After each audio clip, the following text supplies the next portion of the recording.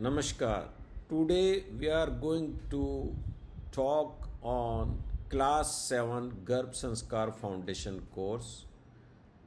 Again, to repeat, these classes are from Garbh Sanskar Ka Vigyan book, which has been published and written by myself, Dr. Anil Garg and Dr. Seema Garg.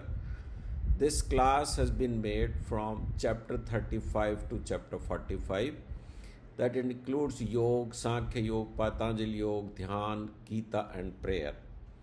Before this includes all Yoga, Sadhana, Adhyatmik Gyan, Garbhadharan, Yoga, Tap, Tapasya and all that, Bhagavad Gita, Garbh Gita, prayer and all that. In class 6, we talked on development of 5 elements, Panch Mahabhut, Simantunayan Sanskar, smart wombs, brain gym exercise. In class 5th, we spoke on Garbhni Dincharya, means circadian rhythm, Yoga, Punswan Sanskar, Surya Sadhana and Garbh Raksha Sot. So let's talk on this class 7. Today's topic to start with the Jat Karm Sanskar. Hindu संस्कृति के 16 संस्कारों में से एक महत्वपूर्ण संस्कार है. This is one of the important sanskar out of 16 sanskara and it is performed immediately after the birth or within the few hours of the birth. Symbolizes the auspicious beginning of the life. शुभ शुरुआत है जीवन की. The process of spiritual, mental and social acceptance of the newborn. नवजात को आध्यात्मिक, मानसिक और सामाजिक रूप में स्वीकारने की प्रक्रिया है. शिशु के अवचेतन मन में शुभ संस्कारों का प्रारंभिक बीजारोपण है. We plants the initial seeds of positive impression in the subconscious mind that reminds the parents and the family of their responsibility towards the child, that includes both physical and spiritual activities at the time of birth. This lays the foundation for a healthy, cultured and the divine life. Means 16 संस्कारों का एक महत्वपूर्ण संस्कार है जो जन्म के तुरंत बाद किया जाता है. ये बच्चे के मस्तिष्क और शरीर दोनों पे इसके संस्कार के प्रभाव अंकित होते हैं और उससे उसका स्पिरिचुअल, फिजिकल दोनों हेल्थ को मेंटेन करने में ये संस्कार महत्वपूर्ण भूमिका. इन जात कर्म संस्कार, जब बेबी बाहर आता है तो बाहर पूरा शरीर उसका एक प्रोटेक्टिव जेली जो स्टिकी होती है उससे कवर्ड होता है, क्योंकि that jelly is needed to protect baby's skin from amniotic fluid. So that is called as vernix caseosa. So that has to be clean and उसके माउथ में, नोज में, ईयर में, सारे ऑरिफिस के अंदर म्यूकस होता है, that has to be clean. lukewarm water with some ghee should be used to clean. Then for the ear testing you can do the stone sounding also, and a cotton soaked ghee is kept over this frontanally, because यहाँ पर जो bone fuse नहीं होती है तो week part होता है यहाँ पर. सो कॉटन से भरा हुआ, घी से भरा हुआ कॉटन का piece it is being kept. Then the feeding the baby with the ghee a small amount, and feeding the baby with the honey, and written Om using a gold stick. And then also it is being advised that ghee plus honey, means butter plus honey, with the golden stick is being touched to the tongue of the baby. Although there are controversy about this, but as a Ayurvedic practice it is being done. Then the testing the baby's ear by ringing, as I said, and then the feed the baby with the honey. So these things are done during the Jat Karm Sanskar. So basic concept of Jat Karm Sanskar is cleaning of the body and cleaning the airways, mouth, ear and nose, using a very soft cloth or a cotton, so that the all air orifices opened up and baby can be fed later on. Now chapter 36, गर्भ धारण, योग, तप और साधना. Pregnancy, a journey of yoga, tap and spiritual sadhana. Very commonly I say that pregnancy is not merely a physical process but a deep spiritual journey. It is not just the birth of a baby but the descent of a soul on the earth. एक तपस्या है, तप है, गहरी साधना है जिसमें एक नए जीव का सृजन होता है, नए शरीर का सृजन होता है और इसके साथ में एक नई आत्मा का अवतरण माँ के द्वारा इस पृथ्वी पर होता है. The pregnant mother lives like a yogini practicing discipline and the inner tapas. गर्भावस्था की शारीरिक व मानसिक चुनौतियाँ समस्या का ही रूप है. The physical and the emotional changes of the pregnancy are the form of tapasya, penance. The pain of child birth is the highest form of creative authority. प्रसव की वेदना सृजन की महान तपस्या है. माता केवल शिशु को जन्म देती बल्कि संतानों का बीजारोपण करती है. बहुत महत्वपूर्ण है. The mother not only gives the birth but also plant the seeds of sanskaras. कर्मयोग शरीर, मन और आत्मा की शुद्धि का मार्ग है. Garbh yog is the path of purification of the body, mind and the soul.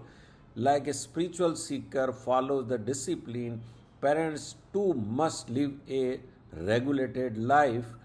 Positive emotions, meditation and self-control influences the fetal development. A mother is like a goddess. Her pregnancy journey is the highest sadhana, penance. So for a culture and enlightened generation, follow the yoga, tap, discipline and the spiritual sadhana. संस्कारवान संतति के लिए योग, तप, संयम और साधना का माता पिता और परिवार के अन्य सदस्यों को भी उसका पालन करना चाहिए. मैं बहुत कॉमनली, जैसा मैंने पहले भी रिपीट किया, गर्भिणी स्त्री योगिनी इव दश्यते सा तपस्याग्ना ध्याननिष्ठा च भवति. गर्भवती स्त्री एक योगिनी के समान होती है, वह तपस्या में लीन होती है, ध्यानमग्न रहती है. गर्भ में स्थित शिशु के कल्याण की भावना से प्रेरित होकर वह स्वयं को संयमित करती है. Inspired by the feeling of the well being of the baby in the womb, she restrains herself. The yoga is only a mean of purity of the body but also the mind and the soul. The yoga lays the foundation of a healthy, cultured and the divine life. सब कुछ ये जो तपस्या है, इससे खुद की आत्मा और शरीर की शुद्धि होती है और बेबी के मस्तिष्क और शरीर का विकास और शुद्धता और संस्कार स्थापित होते हैं. Now let's talk on some yoga like Samkhya yoga. ये मेरे बहुत ही इंटरेस्ट का टॉपिक है.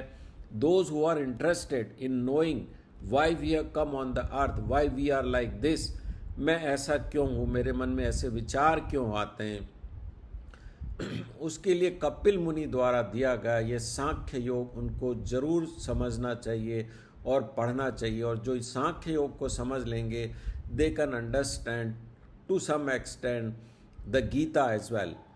सांख्य yoga means 25 elements of the body. हमारा जो शरीर है 25 एलिमेंट्स का बना होता. 25 तत्व माने गए सांख्य योग के अनुसार. उसमें एक पुरुष होता, कॉन्शियसनेस होता है, चेतन है, साक्षी है, अविनाशी है, कॉन्शियस है, विटनेस है, इटर्नल है. जिससे प्योर कॉन्शियसनेस है. पैसिव विटनेस रहता है. ये अनचेंजिंग एंड इटर्नल होता है. इसकी कभी मौत नहीं होती, कभी नष्ट नहीं होता है. सार्वभौम रहता है और ये जड़ होता है. इम्पॉर्टेंट है. कॉन्शियस है लेकिन इनएक्टिव है, जड़ है. जबकि प्रकृति 24 तत्वों से बनी होती है. प्रकृति एक तो स्वयं हो गई, वो अनकॉन्शियस होती है बट एक्टिव होती है एंड एवर चेंजिंग होती है, क्रियाशील और परिवर्तनशील होती है, अचेतन होती है, त्रिगुणामयी होती है. जबकि पुरुष जो होता है वो त्रिगुणातीत होता है, तीनों गुणों के ऊपर होता है. एंड जो प्रकृति है उसमें सत्य, तम और रज तीनों गुण होते हैं. Causes of creation and the change होता है. सृजन और परिवर्तन का कारण है प्रकृति. जड़ लेकिन शक्तिशाली है, पावरफुल है. ये कॉन्शियस नहीं है बट इट इज एक्टिव. तो 25 एलिमेंट्स होते हैं इसके अंदर.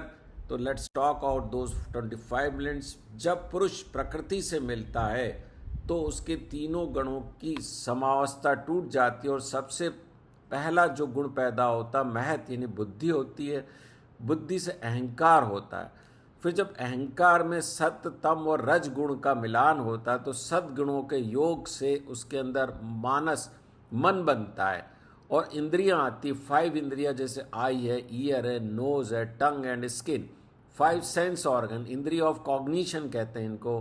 फिर कर्मेंद्रियां आती है 5, जिसे hand, feet, speech, excretory organ and organ of generation आते हैं। इसी प्रकार से जब तमस के साथ में रज जुड़ता है तो उसके 5 तन्मात्राएं, पंच महाभूत का निर्माण होता है। साउंड, टच, फॉर्म, फ्लेवर, सुगंध और स्मेल, टेस्ट, ये चीज़ें उसके अंदर आती है। और उसके बाद में पंच महाभूत, पहले भी हमने बताया पिछले क्लास में, पंच महाभूत कौन से हुए? आकाश, ईथर, देन आकाश में क्या होती है? एयर, एयर से आती है फायर, फायर से पृथ्वी एंड द जल, ये पंच महाभूत है, 5 एलिमेंट्स है जिनसे बना होता है। तो ये 25 एलिमेंट्स ऑफ सांख्य योग है। मन जो है एक छठी इंटरनल इंद्री के रूप में कहा गया है इसको, और मन, बुद्धि, अहंकार और मन और 5 ज्ञानेंद्रियां मिलकर के 9 अंग बनते हैं। अब आता है पातंजलि का अष्टांग योग और गर्भ संस्कार। अष्टांग योग, the foundation of peaceful mind and divine offering. जैसा मैंने कहा दैट गर्भावस्था, pregnancy is a penance, it's a तप, इट्स ए तपस्या। So if you follow the concept of Patanjali Yoga, then you can certainly make yourself enlightened, and also your baby you can give great impression or sanskara to your baby. As per the Patanjali, what is योग? चित्त वृत्तियों का निरोध ही योग है। योग मन की चंचल प्रवृत्तियों को शांत करने का मार्ग है। ये सबसे ज़्यादा अच्छी एक योग की definition. If somebody ask you what is yoga, although there are many definition, किसी भी दो चीज़ों के योग को, मिलन को हम योग कहते हैं। लेकिन पातंजलि ने कहा है कि मन का जो चंचलपन है, चित्त वृत्तियों का निरोध हो जाए, रुक जाए, मन शांत और स्थिर हो जाए, तो आप कहेंगे कि आप योग में हो गए। ऐसा क्यों? क्योंकि चित्त जब हमने शरीर के साथ जुड़ेगा, अपने साथ जुड़ेगा, अपनी आत्मा के साथ जुड़ जाएगा और सारी इंद्रियां जो 5 सेंस ऑर्गन है वो शांत हो जाएगी और इंट्रोवर्ट हो जाएगी, अंतर्मुखी हो जाएगी, तो हम योग में स्थापित हो जाएंगे। चित्त क्या है? मन, बुद्धि और अहंकार का सम्मिलित रूप है। चित्ता is the combination of function of mind, intellect and the ego. Many time this is a very common thing कि हमारा चित्त क्या है यार? चित्त होता है आपका मन, इंटेलेक्ट, बुद्धि एंड अहंकार मीन्स ईगो। बाहरी वातावरण से प्राप्त हर अनुभव चित्त पर अंकित होता है। Whatever we are receiving through the sense organ, that is received by sensory cortex, then go to frontal cortex decide about that कि what is wrong or right. If that frontal cortex decides कि this is illogical, then it goes to the मन और उसके अंदर जाकर के वो store हो जाता है एमिगडाला। और उसके अंदर माता की भावनाएं, विचार और प्रतिक्रियाएं गर्भस्थ शिशु को प्रभावित करती है। Whatever the mother is thinking, thoughts and reaction, they all are directly influencing the baby mind, cognitive development. Positive and mental impression nourish the baby's emotional and the mental development. Negative emotions like fear, anger and stress may adversely affect the fetus. You may observe many times many children are very fearful. डरपोक होते हैं, छोटी भी चीज़ से आवाज़ होती तो डर जाते हैं, अंधेरे से डर जाते हैं। Because the effect is somewhere during the intrauterine life कि उनकी माँ को कभी डर लगा होगा। During the pregnancy she must have been a fearful, she must have been angryful, might have been in the stress. So that affects the baby's mental development. We cannot control the external events, but we can control our responses to them. This is a very important things to learn and to tell your pregnant women that if something is bad outside, but you cannot control it, but you can control your reaction to what's happening outside. जैसे जीजा माता ने अपने गर्भस्थ शिवाजी को कैसे train किया। उनके चारों तरफ बहुत ही नेगेटिव वातावरण था, चारों तरफ हत्याएं हो रही थी, बलात्कार हो रहे थे, लूट हो रहे थे, सनातन धर्म को नष्ट भ्रष्ट किया जा रहा था। लेकिन जीजा माता ने हर क्षण उन घटनाओं को कहा ये गलत है और तेरे को लॉयन की तरह आ रहा है, योद्धा बनना है और इन सब चीज़ों से अपने बहनों को, माताओं को, अपने देश को रक्षा करनी है और इन मुगलों से अपने राष्ट्र को स्वतंत्र कराना। अतः negative things outside can be taken as a positive and then can be fed to your baby. कोई बाहर बुरी घटना हो, किसी ने बाहर आपको कुछ बैड बोल दिया, आपके बॉस ने आपको मिसबिहेव किया, तो tell your baby that man is not good, you should not become like this. So that's how you neutralize, and at the same time you are imparting the positive things. Ashtanga Yoga is a path of liberation from past suffering and negative conditioning. Very commonly everyone understands that moksha means घर बार से मुक्ति, पत्नी बच्चों से मुक्ति से। No no no no, absolutely this is wrong. Moksha means दुखों से मुक्ति। when you live in a state of bliss, pleasure, constantly for infinite time, that is called as मोक्ष। जब सारे दुखों से, सारे क्लेशों से, नकारात्मक संस्कारों से मुक्ति हो जाती है और कर्म बंधनों से भी आप मुक्त हो जाते हो, तो आप मोक्ष को प्राप्त होते हो। गर्भवती माता के लिए योग, ध्यान और संयम चित्त शुद्धि के महत्वपूर्ण साधन है। फॉर ए प्रेग्नेंट मदर, योग, meditation and disciplines are essential for purification of the mind. A pure mind, calm emotions and positive thoughts form the foundation of a divine child. Yog and Garbh Sanskar together enrich the physical, mental, emotional and spiritual health of both mother and the child. Patanjali योग के जो अष्टांग योग है, यम नियम, आसन, प्राणायाम, प्रत्याहार, धारणा, ध्यान, समाधि, हम इसकी डिटेल में नहीं जा रहे हैं। लेकिन यदि कोई दंपत्ति, कोई माता यम, नियम और आसन का ही पालन कर ले, प्रथम तीनों का, तो भी वो श्रेष्ठ संतान को प्राप्त करेगी। और यदि प्राणायाम, प्रत्याहार का और पालन करना, तो श्रेष्ठ नहीं अति श्रेष्ठ और डिवाइन बेबी आ सकती है। और यदि धारणा, ध्यान के अंदर वो अपनी अग्रसर होती है, तो उसके बेबी को कई शक्तियाँ, कई डिवाइन एनर्जी, कई विलक्षण प्रतिभाएं उनके बच्चों में पैदा होगी। They will be really an intelligent and excellent divine baby.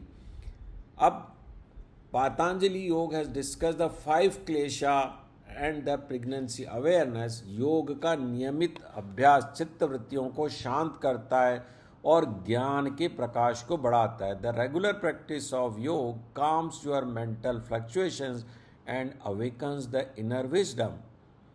Avidya, 5 klesha are: avidya means ignorance, mistaking temporary pleasure and illusion as permanent truth. जैसे आप कहीं बाहर घूमने गए बड़ी सुंदर जगह पर और आपने सोचा कि यही परम आनंद है, तो ये असत्य है, वो क्षणिक सुख है।